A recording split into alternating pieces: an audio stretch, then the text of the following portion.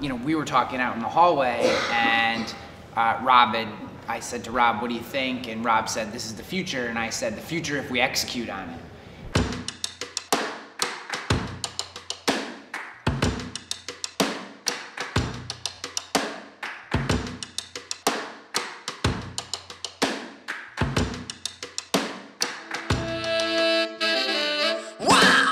So if you look at that, those are things that most people would do in a career. They've done all of that, including overhauling their agent base in the last 5 years, to where now, if you've got the right people doing the right things, you can get the rate, because Matt's not selling the rate. I mean, I'm not selling the rate.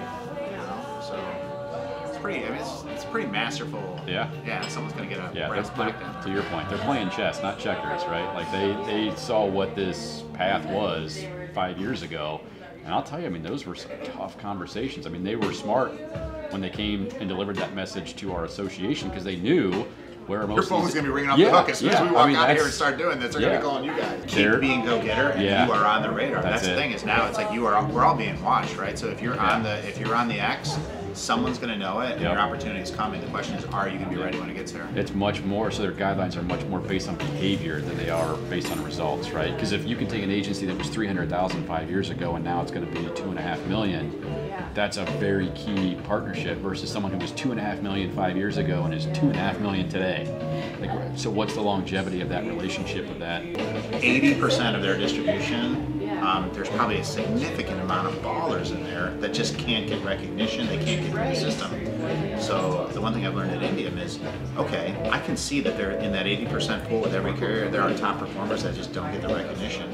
They lack the tools, they lack market access, they lack the relationships, whatever it is. But if they could just get that thing, they're going to be a top 20%er. And so how do we build resources where that person can opt out and opt up, right? And then connect right in and go. And so that doesn't exist. So it's like, but the cool thing about this business is that at 8 or 9 or 7, when these guys flip on their lights in the morning, they all have the same two goals. They want to find more customers and keep the ones they have. After that, the similarities stop.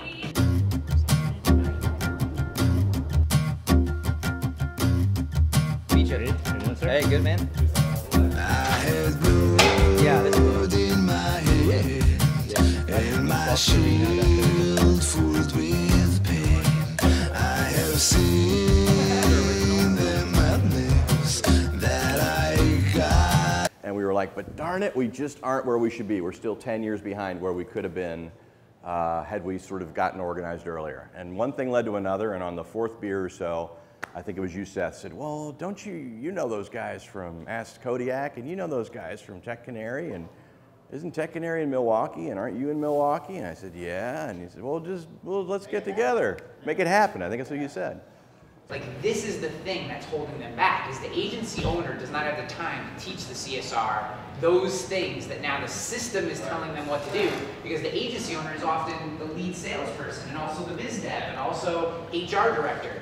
And especially for all those agencies under 5 million. I mean, that is 100% the case. So we pulled all the calls, we listened to it, and the reality is that what we found is they weren't asking all the right questions at the right time. So the customer was losing confidence in them. They were like, this person doesn't know what they're talking about. What we did is we said, what can we do to build in the system a flow to ask all the right questions at the right time that has conditional logic? you should just say thank you.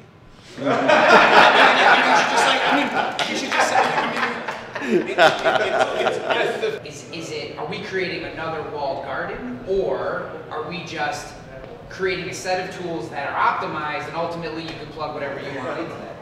Just think about that from a loyalty standpoint.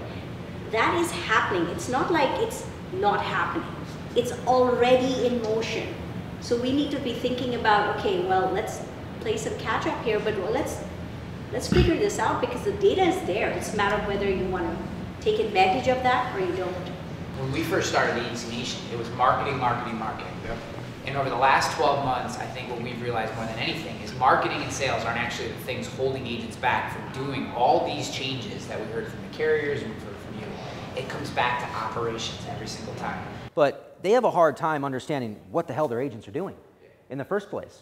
And so they have trouble understanding the data. And then when they come and talk to, you or like Thor, you, your agency, or myself, they come and they say, oh, here's what you're doing and this is what you're not doing. And then we're like, literally, I used to be like, no, you're wrong. That's not right. Like, well, what do you mean? No. Those reports are incorrect. Yeah, right? I mean, I'm being real about this stuff. I was at a client the other day. We did a workshop for them. They're in there. The principal asked everyone to leave, but me and his CIO. He said, hey, I saw that Ask Kodiak was a little button at the bottom. I said, yeah. And Mike and I kind of talked about this earlier. He said, well, a lot of people that come to us have Tech Canary now. Is there a way to put a little bird that they know we have Tech Canary, so we know that they know our appetite's right there. They hit a button and that data that they've already input in the system just comes to us so they don't have to go through that whole submission process. I said, lucky for you, Reed loves that bird. He will put it anywhere. I didn't have to do too much because I got an email from Mike like within probably a week. Hey, this client wants to talk to us together, let's get this working. But that technology exists if you think about the submission process. I was in Wisconsin once visiting a carrier, and on the front door, you were here for that.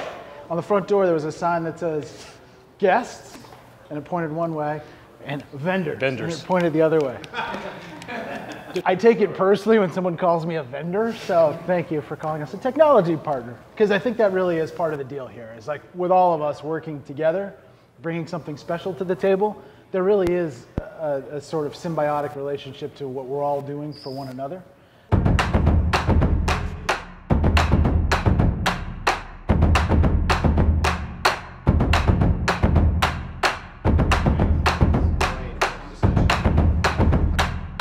Today's about actually trying, and you'll see up here on the board here, about trying to put into some kind of picture what we talked about yesterday and see if we can start putting the puzzle pieces together. I do not expect we will, do it today per se, but I'm hoping everybody walks out of here and goes, if we did that and that, maybe this other thing, maybe it could be done.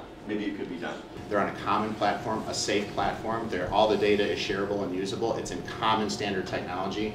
Heck, we're starting to adopt technology that is based on this platform here. What's our share in this? Well, there's two shares in that. There's a lot about the customer and behavioral information that carriers can participate in, right?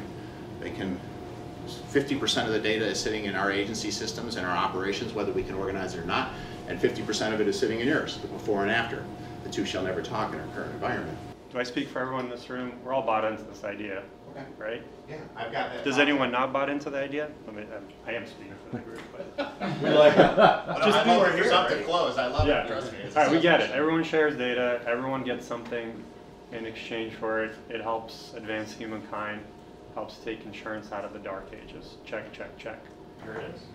What's that? Here it is. Yeah, but I'm just saying you got to bite off the smallest chunk to be able to get people to buy into the larger picture, and that is, are you willing to contribute data, take data out, and you feel okay about it as the platform grows? Because you're not going to get it all. I mean, look, man, I've been doing this for like 20 years, and I've made some of the same arguments to carriers, and I can tell you I never sold those carriers anything when I came at it that way. But it's like, if you take baby steps and you get them to buy in on smaller things, they will get behind it. They will get excited about it. They will want to participate. Let's see if we can take the pieces in this room and hypothetically sell some insurance. It took me over 24 hours to touch the markers, by the way. I'd like that. I think it would go to Tech Canary first. It would go to Tech Canary first. Yeah, it's got to go to the platform. It would get created there for him. Well, it's hidden trusted choice, right? Yeah. They're saying we have these agents that have the appetite, and then it's spitting from there to the platform, which then says, here's the data, here's what I have, here's maybe what I need to be able to send it to you, Kodiak, whatever it may be, and I can start to nurture them, market to them, whatever it may be. To answer Chip's question, I don't see the harm of Tech Canary being the epicenter, because then it's just permission settings and having those three-way contracts that who can share what. I'm trying to figure out if we want to get it built, realistically, who's going to do a lot of the lifting. So I'll translate that to it looks like you got a lot of work to do. Well, I mean, we've already done this, though. I mean, A piece of that, and a piece of that could work with this, and some year, 10 years from now, we'll blockchain to this guy and that guy. maybe it's best to take a best of breed, any one of which is, I was really interested to come to this meeting. There's 3 or 4 companies here that are real potential breakthrough innovators, and ride the horse rather than, you know, kind of just tie it up.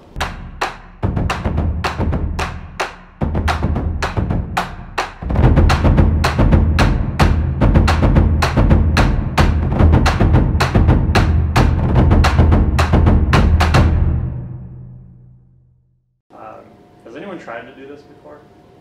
Like what we're talking about? Like, is that because it's the unthinkable, or just